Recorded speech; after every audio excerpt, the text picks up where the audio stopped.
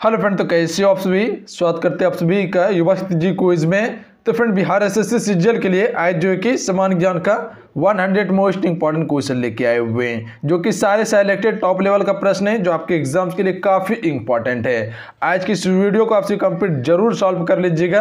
तो चलिए शुरू करते हैं। जो चैनल पर नए हैं चैनल को सब्सक्राइब करने के बाद घंटे को प्रेस कर लीजिएगा आप सभी, ताकि बिहार एसएससी सीजीएल से संबंधित जो भी वीडियो है उसका नोटिफिकेशन सबसे पहले प्राप्त हो सके। फ्रेंड, आप सभी को फिर वीडियो को लाइक करके आप सभी शेयर जरूर कर दीजिएगा। चलिए शुरू करते हैं। आइए फर्स्ट क्वेश्चन करते हैं। भूकंप संभावित क्षेत्र में घर की रूपरेखा तैयार करते समय निम्नलिखित में से किससे बचाना चाहिए। अगर इन सेट में किसी भी क्वेश्चन का आंसर बताओ तो अपना आंसर आप सभी नीचे कमेंट बॉक्स में बता सकते हैं, और लास्ट में अपना स्कोर जरूर बताइएगा कि 100 क्वेश्चन में कितने क्वेश्चन को सही कर पा रहे।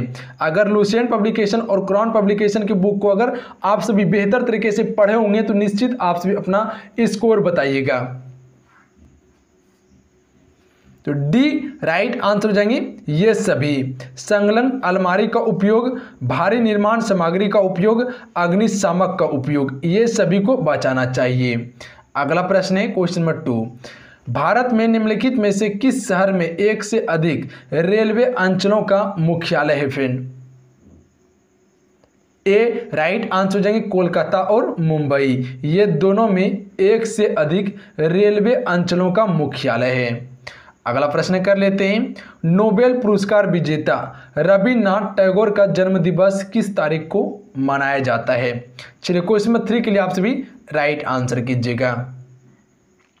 तो हम सभी कह सकते हैं हर एक वर्ष 7 मई को रविन्द्रनाथ टैगोर का जन्म दिवस मनाया जाता है। देखिए फ्रेंड, रविन्द्रनाथ टैगोर का जो जन्म हुआ था 7 मई 1861 को जन्म हुआ था। 7 मई 1861 को जन्म हुआ था। कहाँ पे? कोलकाता में। अगला प्रश्न कर लेते हैं। भारत के संविधान की कौन सी अनुसूची संघ और राज्यों के बीच शक्ति का वितरण करती है। तो ये करती है 7वीं अनुसूची, यानी डी राइट आंसर हो जाएंगे।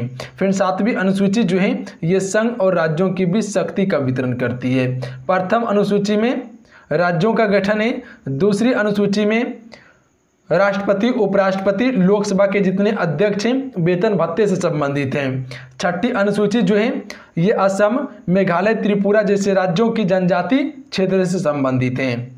अगला प्रश्न कर लेते हैं। 19वीं शताब्दी में किस देश का भारत की ओर विस्तार का डर एंग्लो अफगान संबंधों का आधार था। तो ये था रूस देश। Option number D right answer हो जाएंगे। अगला प्रश्न कर लेते हैं। वह जीव जिनमें केंद्रक झिल्ली का अभाव होता है को क्या कहा जाता है। तो इसे प्राकेंद्रिक कहा जाता है। बी राइट आंसर रहेंगे। अगला क्वेश्चन है।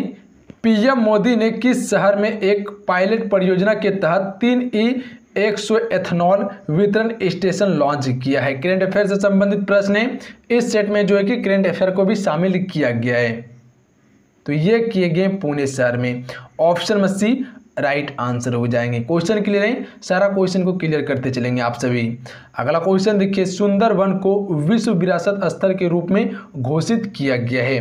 देखिए इसका पीडीएफ जो है वो टेलीग्राम पे आपको दे दिया जाएगा। टेलीग्राम का लिंक नीचे डिस्क्रिप्शन में है, तो वहाँ से आप सभी ज्वाइन कर सकते हैं। इसका पीडीएफ को डाउनलोड करने के लिए 100 क्वेश्चन का पीडीएफ आपको मिल जाएंगे। तो सी राइट आंसर रहेंगे सदाबहार वन। सुंदरवन को विश्व विरासत स्थल के रूप में इसे सदाबहार वन नाम दिया गया है। अगला प्रश्न कर लेते हैं। भारत में शून्य आधारित बजट प्रणाली कब अस्तित्व में आया। सी राइट आंसर रहेंगे 7वीं पंचवर्षीय योजना में आया था। ऑप्शन में सी करेक्ट आंसर रहेंगे। चलिए आपसे बताइएगा 7वीं पंचवर्षीय योजना का समय क्या था। इसका समय क्या था आपसे नीचे कमेंट बॉक्स में बताइएगा। चलिए अगला क्वेश्चन देखिए। द लिविंग माउंटेन नामक पुस्तक किसने लिखी। द लिविंग माउंटेन नामक पुस्तक किसने लिखी थी फ्रेंड। तो ये लिखी थी अमिताभ घोष ने। डी राइट आंसर रहेंगे। इंपॉर्टेंट क्वेश्चन रहेंगे, याद रखिएगा आप सभी। अमिताभ घोष ने द लिविंग माउंटेन नामक पुस्तक की रचना की थी। क्वेश्चन क्लियर है। अगला क्वेश्चन है। निम्नलिखित में से कौन सा कथन गलत है। इनमें से कौन सा कथन गलत है। तो हम सभी कह सकते हैं कीट पंख और पक्षी पंख समजात अंग हैं, ये गलत हैं। कीट पंख और पक्षी पंख जो होते हैं समजात नहीं बल्कि समरूप होते हैं। वेल और चमगादड़ के अग्र पाद समजात हैं, बिल्कुल सत्य है। मेढक के हृदय के 3 कक्ष हैं, बिल्कुल सत्य है। मछली के हृदय के 2 कक्ष हैं, बिल्कुल सत्य है। सत्य नहीं है, ऑप्शन नंबर बी गलत है। अगला क्वेश्चन है, किस द्वीप से अग्नि 5 मिसाइल का सफलतापूर्वक परीक्षण किया गया था? तो यह किया गया था अब्दुल कलाम व्हीलर द्वीप से किया गया था। अगला प्रश्न है, राजनीतिक स्वतंत्रता हमारे राष्ट्र का जीवन और प्रमाण है, किसने कहा था? किसने कहा था राजनीतिक स्वतंत्रता हमारे राष्ट्र और जीवन का प्रमाण है? तो ये कहा था अरविंद घोष ने। बी राइट आंसर हो जाएंगे आपका। किसने कहा था? अरविंद घोष ने कहा था, याद रखिएगा आप सभी। अगला प्रश्न कर लेते हैं, भारत के किस राज्य में वर्षा की अधिकतम वार्षिक विविधता का अनुभव होता है?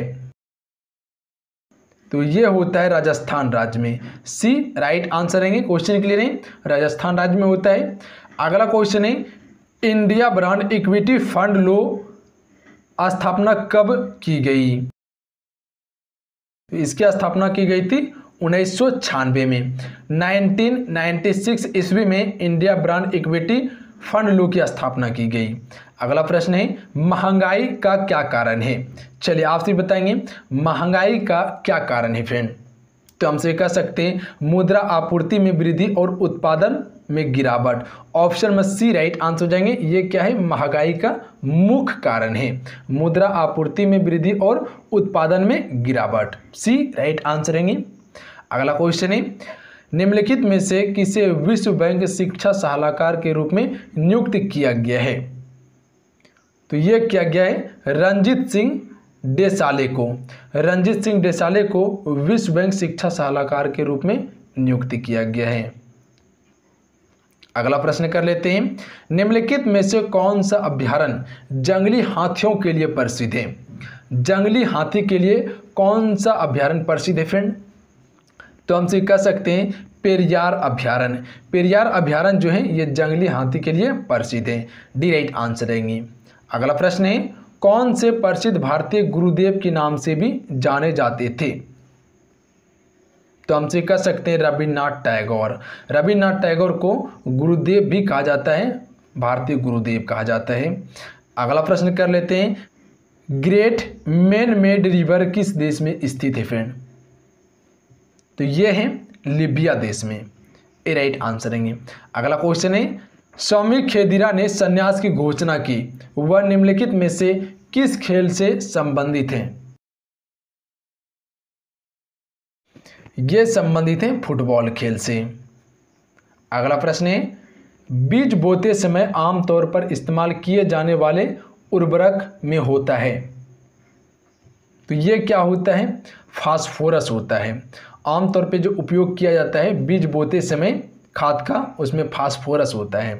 अगला क्वेश्चन है, निम्नलिखित में से कौन सा राज्य सबसे अधिक हवाई अड्डे वाला राज्य बन गया है? करंट अफेयर से संबंधित प्रश्न है, चलिए बताएंगे आप सभी। कौन सा राज्य सबसे अधिक हवाई अड्डे वाला राज्य बन गया है? तो ये बना है उत्तर प्रदेश राज्य। फिर उत्तर प्रदेश राज्य जो है ये सबसे अधिक हवाई अड्डे वाला राज्य बन गया है।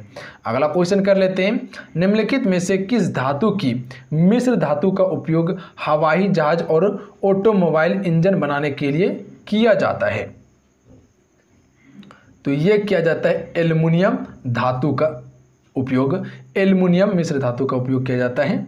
बी राइट आंसर है। अगला क्वेश्चन है, सिक्किम पूर्ण रूप से भारतीय राज्य कब बना? सिक्किम पूर्ण रूप से भारतीय राज्य कब बना था? 1975 में। 1975 में सिक्किम को पूर्ण राज्य का दर्जा गया था, जो कि भारत में शामिल किया गया। ये एक विदेशी थे, विदेशी राज्य थे। अगला क्वेश्चन है, जवाहरलाल नेहरू ए बायोग्राफी नाम पुस्तक किसने लिखी? ए राइट आंसर है, फ्रैंक मॉरेंस ने जवाहरलाल नेहरू बायोग्राफी नामक पुस्तक की रचना की। अगला क्वेश्चन है, निम्नलिखित में से कौन सा पादप हार्मोन गैसीय रूप में पाया जाता है फ्रेंड? चलिए क्वेश्चन नंबर 27 के लिए आप सभी राइट आंसर कीजिएगा।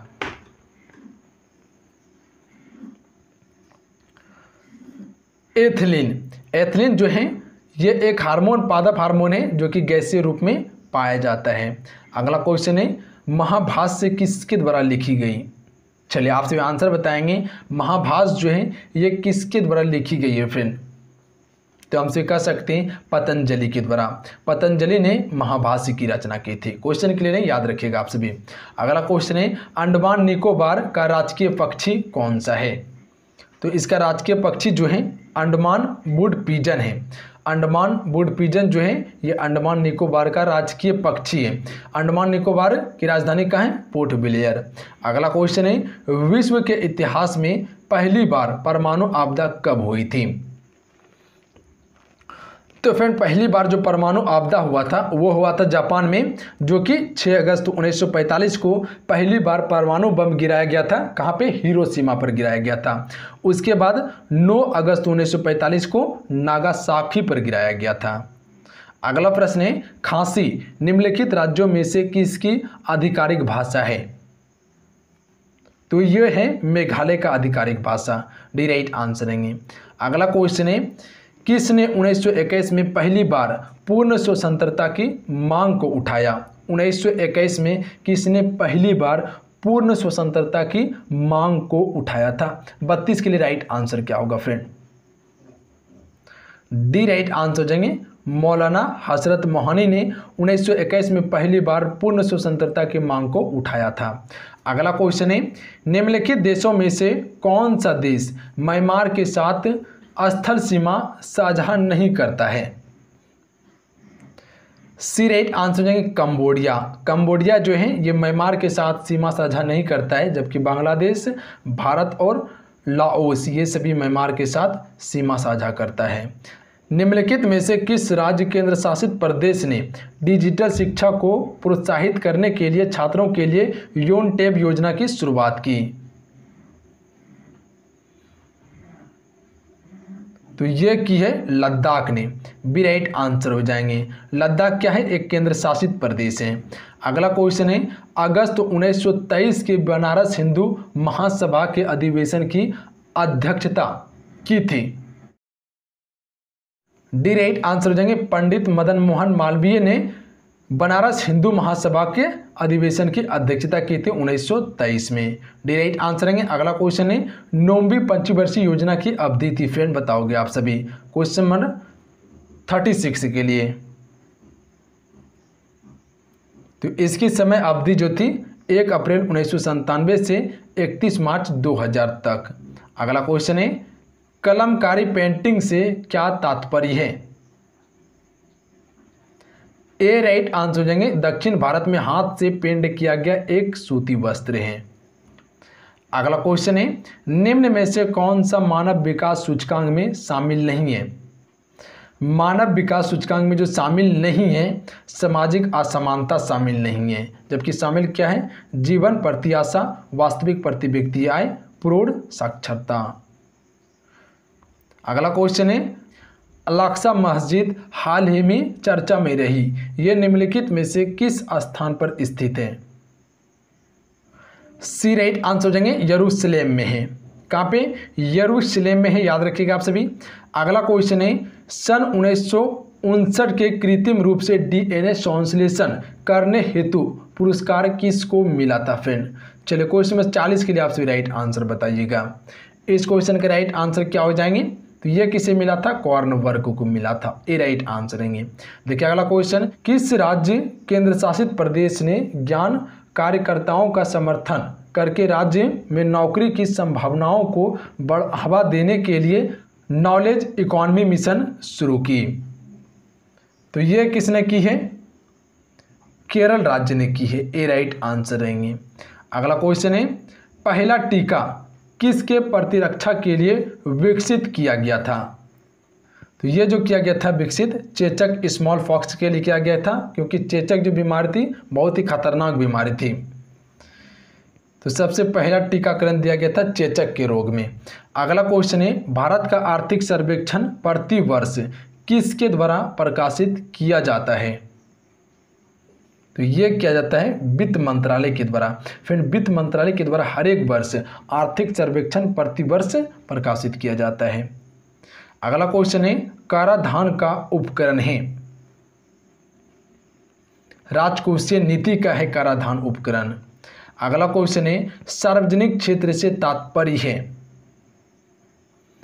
वाणिज्य एवं व्यापार पर सरकार का नियंत्रण। ए राइट आंसर हो जाएंगे। क्वेश्चन क्लियर है। अगला क्वेश्चन है घाटे की वित्तीय व्यवस्था और अर्थव्यवस्था पर क्या प्रभाव पड़ता है। मुद्रा आपूर्ति में बढ़ोतरी। घाटे की वित्तीय व्यवस्था और अर्थव्यवस्था पर जो प्रभाव पड़ता है वह मुद्रा आपूर्ति में बढ़ोतरी। सी राइट आंसर रहेंगे। देखिए अगला क्वेश्चन निम्नलिखित में से किस फिल्म ने 67वें राष्ट्रीय फिल्म पुरस्कार 2021 में पर्यावरण संरक्षण पर सर्वश्रेष्ठ फिल्म का पुरस्कार जीता है। तो ए राइट आंसर हो जाएंगे वाटर व्यू रियल ने सर्वश्रेष्ठ फिल्म पुरस्कार जीता है। अगला क्वेश्चन है सार्वजनिक क्षेत्र के उद्योग में अनिवेश का दौरा कब से प्रारंभ हुआ। 1991 से 92 में हुआ था प्रारंभ। अगला क्वेश्चन देखिए जब कोई बाहरी पदार्थ मानव रुधिर प्रणाली में प्रविष्ट होता है तो प्रतिक्रिया कौन प्रारंभ करता है। तो ये कौन प्रतिक्रिया करता है। WBC करता है सफेद रक्त कणिकाएं। भारत के भौगोलिक मानचित्र को तैयार कौन करता है। तो ये करता है भारतीय सर्वेक्षण संस्थान। डी राइट आंसर रहेंगे। क्वेश्चन क्लियर है। निम्नलिखित में से कौन सा देश पहले अंतर्राष्ट्रीय हॉकी महासंघ हॉकी 5 विश्व कप 2024 की मेजबानी करेगा। ओमान करेगा। बी राइट आंसर रहेंगे। अगला क्वेश्चन है सौर ऊर्जा का सबसे बड़ा यौगिकीकरण इनमें से कौन करता है।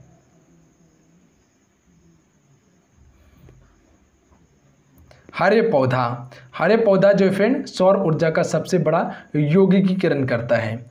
अगला क्वेश्चन है मधुमलाई राष्ट्रीय पार्क कहाँ स्थित है। नीलगिरी जिला तमिलनाडु में है मधुमलाई राष्ट्रीय पार्क। अगला क्वेश्चन है संयुक्त राज्य अमेरिका जुलाई में भारत को -MS-60 Romeo multi roll helicopter सौंपेगा। तो ये 3MH-60 Romeo multi roll helicopter सौंपेगा संयुक्त राज्य अमेरिका भारत को जुलाई में। अगला क्वेश्चन है पर्यावरण और विकास पर संयुक्त राष्ट्र सम्मेलन को क्या कहते हैं। अर्थ समिट पृथ्वी शिखर कहते हैं। अगला प्रश्न है लोकसभा का विरोधी दल के पहले मान्यता प्राप्त नेता थे। चलिए क्वेश्चन नंबर 56 के लिए राइट आंसर कीजिएगा आप सभी। लोकसभा का विरोधी दल के पहले समानता प्राप्त नेता कौन थे। सी राइट आंसर रहेंगे राम सुभग सिंह थी। कौन थे। राम सुभग सिंह। सी राइट आंसर रहेंगे। अगला क्वेश्चन है भगवान बुद्ध द्वारा गृह त्याग की घटना को क्या कहा गया। ए राइट आंसर हो जाएंगे महाविनिष्क्रमण कहा गया है भगवान बुद्ध द्वारा गृह त्याग की घटना को। बौद्ध धर्म में शरीर त्याग की घटना को कहा गया है महापरिनिर्वाण। और प्रथम उपदेश जो दिया गया था इसे कहा जाता है बौद्ध धर्म में धर्मचक्र परिवर्तन कहा जाता है। अगला क्वेश्चन है कोकराझाड़ जिले में डैश असम का 6ठा राष्ट्रीय उद्यान बन गया है। तो ये 6ठा राष्ट्रीय उद्यान कौन सा बना है कोकराझाड़ जिले में। सी राइट आंसर हो जाएंगे रायमोना बना है। अगला क्वेश्चन है भारत तथा चीन के बीच सीमा बनाने वाली रेखा है मैकमोहन रेखा। अगला क्वेश्चन है ड्रेन का सिद्धांत किसने प्रतिपादित किया। द थ्योरी ऑफ ड्रेन किसने प्रतिपादित किया था। दादा भाई नौरोजी ने किया। अगला क्वेश्चन है निम्नलिखित में से किस अंतर्राष्ट्रीय हवाई अड्डे ने वित्त वर्ष 2020 से 21 में नेट एनर्जी न्यूट्रल स्टेटस प्राप्त किया।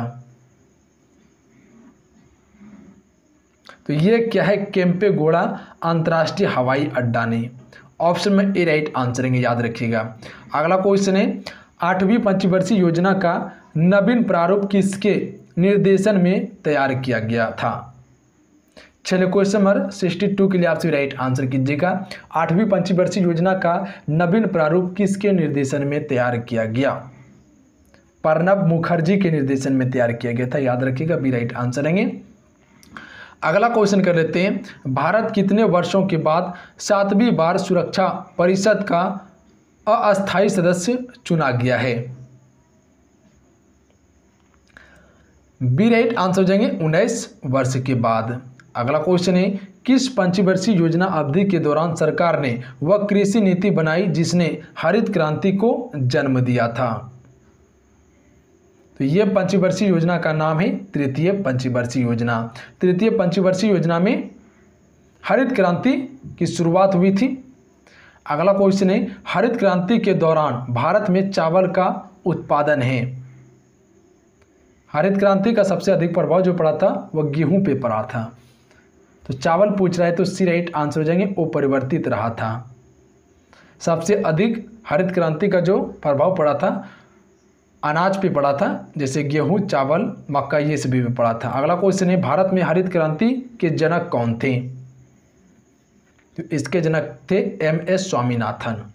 अगला क्वेश्चन है, मोड से निम्नलिखित में से किस भारतीय राज्य का पारंपरिक नृत्य है? तो ये है नागालैंड का, ए राइट आंसर रहेंगे। अगला क्वेश्चन देखिए, भारतीय विदेशी व्यापार संस्थान कहाँ स्थित है फ्रेंड? चलिए क्वेश्चन नंबर 68 के लिए राइट आंसर बताइएगा आप सभी। ये कहाँ पे है? नई दिल्ली में, ए राइट आंसर रहेंगे। क्वेश्चन क्लियर है। अगला क्वेश्चन देखिए, जनसंख्यायिक लाभांश क्या है?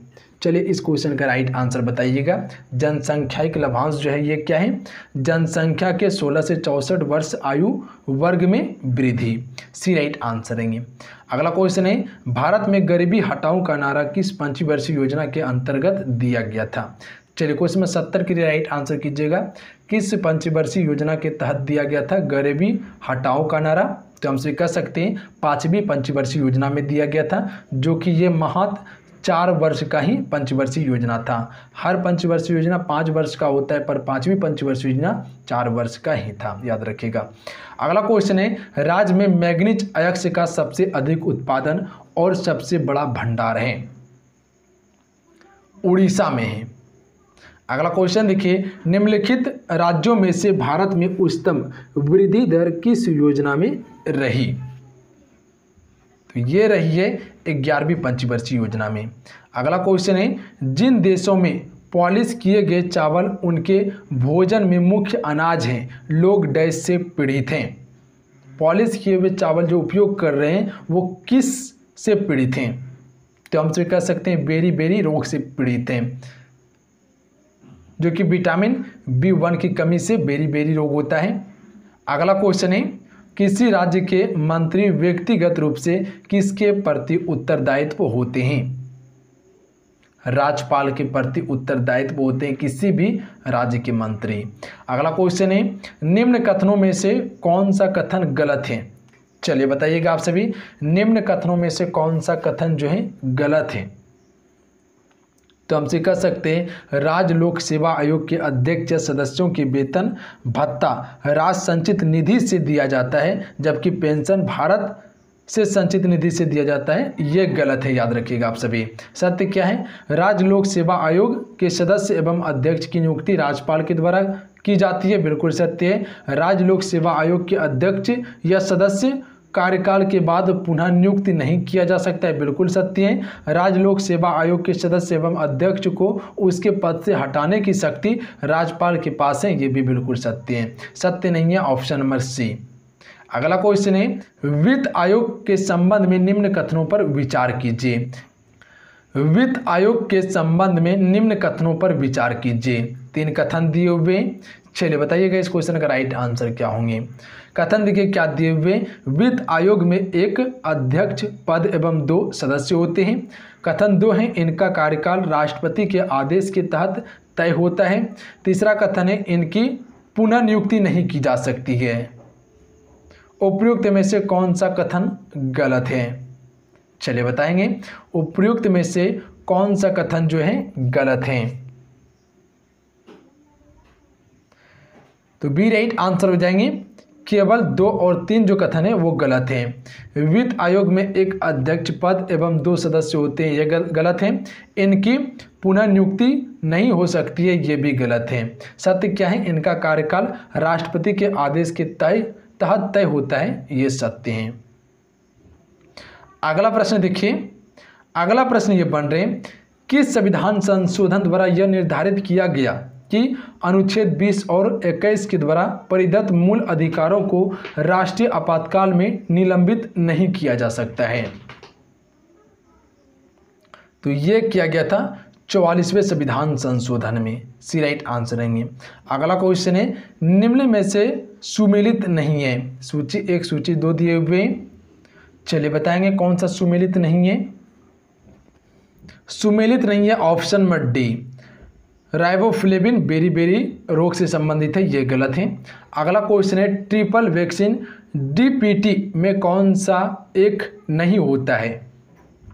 तो नहीं होता है, पीलिया में नहीं होता है डीपीटी का उपयोग, जबकि डिप्थेरिया, पंटूसिस और टेटनस में किया जाता है।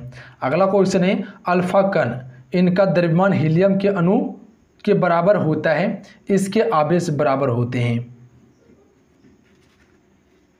2 प्रोटॉन के बराबर होते हैं। अगला क्वेश्चन है न्यूटन के किस गति नियम से बल का व्यंजन प्राप्त होता है फैन। चलिए क्वेश्चन नंबर 82 के लिए राइट आंसर बताइएगा। तो ये होता है न्यूटन के द्वितीय गति के नियम से बल का व्यंजन प्राप्त। अगला क्वेश्चन है सिलिकॉन, जर्मेनियम, कार्बन आदि पदार्थों की प्रतिरोधकता ताप बढ़ाने पर क्या होती है। बढ़ती है। क्या होती है? बढ़ती है। अगला क्वेश्चन है विद्युत धारा का चुंबकीय प्रभाव की खोज किसने की। तो इसकी खोज ऑस्ट्रेड ने की थी। अगला है निम्न में से किस तत्व का सर्वाधिक समस्थानिक होता है। पोलेनियम का सबसे समस्थानिक होता है, डी राइट आंसर है। अगला क्वेश्चन है निम्न में से कौन आरबीआई की मौद्रिक नीति के मात्रात्मक उपकरण हैं। कथन दिए हुए वैधानिक तरलता अनुपात, नगद आरक्षित अनुपात, खुले बाजार की क्रियाएं। तो डी राइट आंसर हो जाएंगे। 1 2 3 तीनों कथन जो है वह सत्य हो जाएंगे आरबीआई की मौद्रिक नीति के मात्रात्मक के रूप में। अगला क्वेश्चन है प्रधानमंत्री किसान संपदा योजना का मुख्य उद्देश्य है। इसका जो मुख्य उद्देश्य है खाद्य परिसंकरण को बढ़ावा देना। ऑप्शन में सी राइट आंसर है। अगला क्वेश्चन है निम्नलिखित में से कौन सी समिति FRBM अधिनियम से संबंधित है। तो ये है NK सिंह समिति। ऑप्शन में डी राइट आंसर है।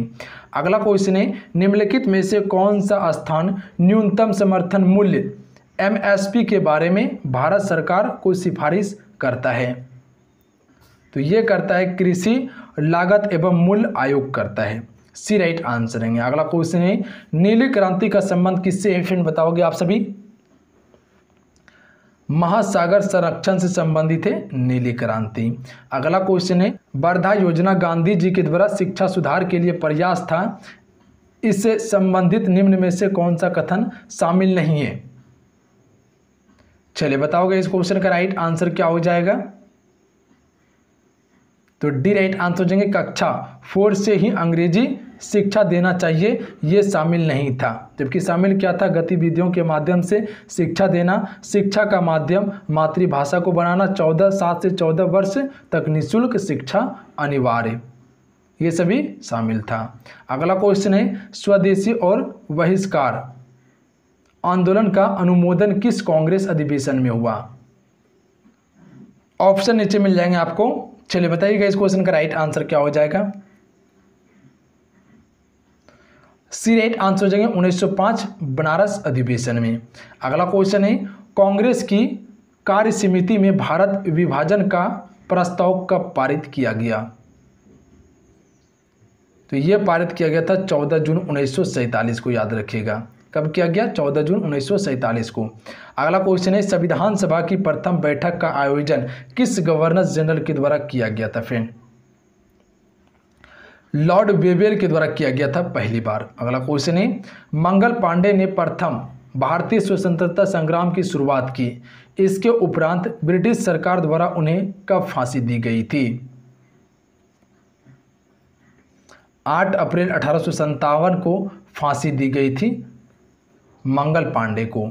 अगला क्वेश्चन है वहाबी आंदोलन का मुख्य क्षेत्र नहीं रहा। असम।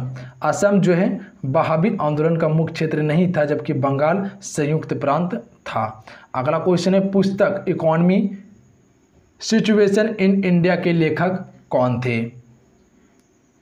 इसके लेखक हैं जेबी जोशी, ये राइट आंसर रहेंगे। अगला क्वेश्चन है, प्रथम गोलमेज सम्मेलन की अध्यक्षता किस ब्रिटिश प्रधानमंत्री के द्वारा की गई? ऑप्शन आपको नीचे देखने के लिए मिल जाएंगे। तो यह की गई थी रैमजे मैकडोनाल्ड के द्वारा, डी राइट आंसर रहेंगे। अगला क्वेश्चन है, कांग्रेस अधिवेशन 1887 की अध्यक्षता प्रथम मुस्लिम अध्यक्ष के द्वारा की गई, वे कौन थे?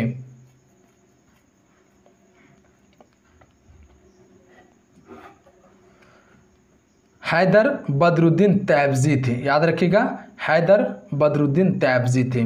अगला क्वेश्चन देखिए, हुंडुर जलप्रपात निर्मित है। आज का यह लास्ट क्वेश्चन है, चलिए बताएंगे इस क्वेश्चन का राइट आंसर क्या होगा। हुंडुर जलप्रपात निर्मित है किस नदी पर? तो यह निर्मित है स्वर्णरेखा नदी पर, जो कि झारखंड राज्य में है, याद रखिएगा आप सभी। तो चलिए आज कितना ही, आज की इस सेशन में हम सभी कुल 100 क्वेश्चन कवर किए। समान ज्ञान का ये लुसेंट पब्लिकेशन और क्रॉन पब्लिकेशन को निचोड़ कर निकाला गया प्रश्न था, जो आपके एग्जाम्स के लिए इम्पॉर्टेंट है। अगर आपको एक बार में ये प्रश्न समझ में नहीं आया हो तो आप इस वीडियो को दोहरा के देख लीजिएगा, पर क्वेश्चन को याद करने का कोशिश कीजिएगा।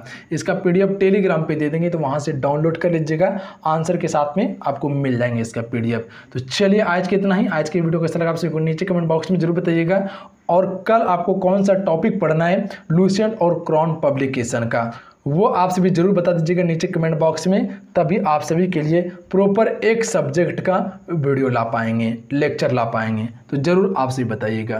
तो चलिए, जो चैनल पर नए हैं चैनल को सब्सक्राइब करने के बाद घंटी को प्रेस कर लीजिएगा, ऑल नोटिफिकेशन ऑन कर लीजिएगा, ताकि जब भी क्लास हो नोटिफिकेशन आप सभी को प्राप्त हो सके। तो चलिए मिलते हैं। जय हिंद, वंदे मातरम। अपना ध्यान रखिएगा, पढ़ाई करते रहिएगा। जय हिंद।